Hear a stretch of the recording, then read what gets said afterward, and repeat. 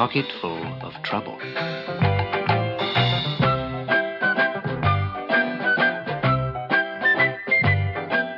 Wilfrid loved the lesson on magnetism.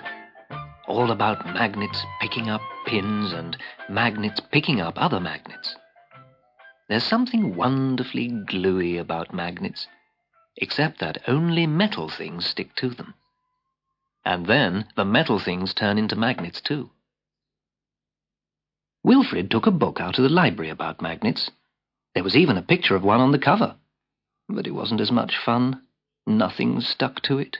"I want a real magnet," said Wilfrid. His mother only said, "Maybe for Christmas." But that was far too long to wait. So Wilfrid stole a magnet. He picked one up in the classroom when nobody was looking and pushed it into his trouser pocket. He held his breath, but nobody said, "Saw you, Wilfrid." Or, "Wilfrid's nicked the magnet, miss."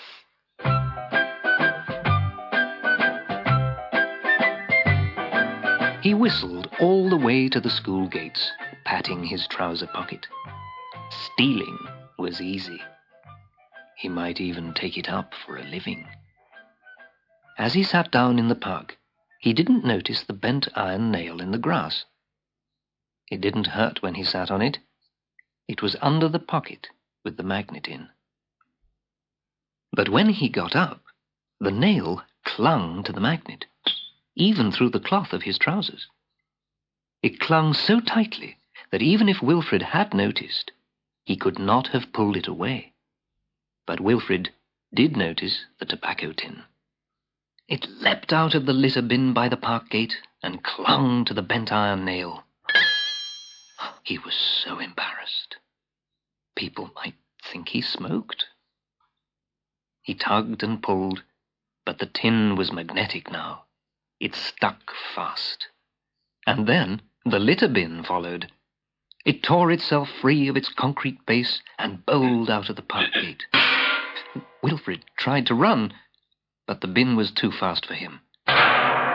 With a clang, it stuck to the tobacco tin, which was stuck to the bent nail, which had stuck to the magnet.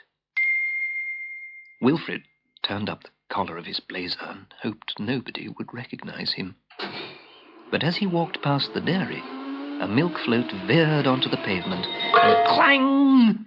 It buffeted Wilfrid from behind, and stuck fast to the litter bin. The milkman, who'd fallen out of his float, picked himself up and shouted and shook his fist. Wilfrid took fright and started to run.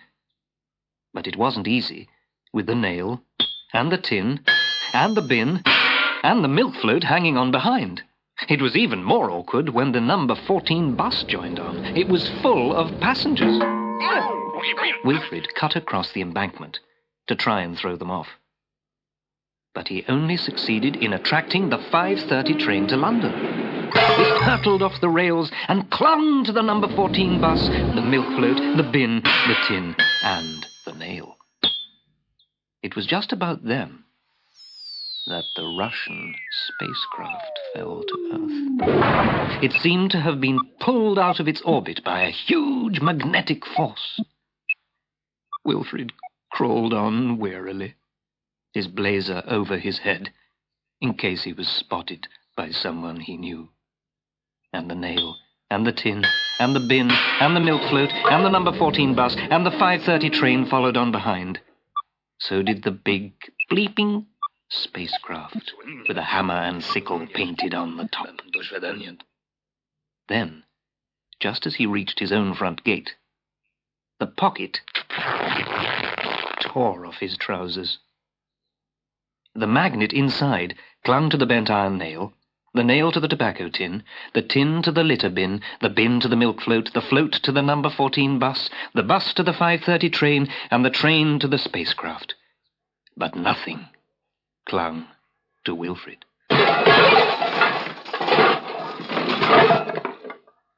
A great heap of magnetic metal lay in the road, and later the men from the council had to come and take it all away. Wilfrid's mother shouted at him for tearing the pocket off his trousers, and Wilfrid decided He would not take up stealing for a living.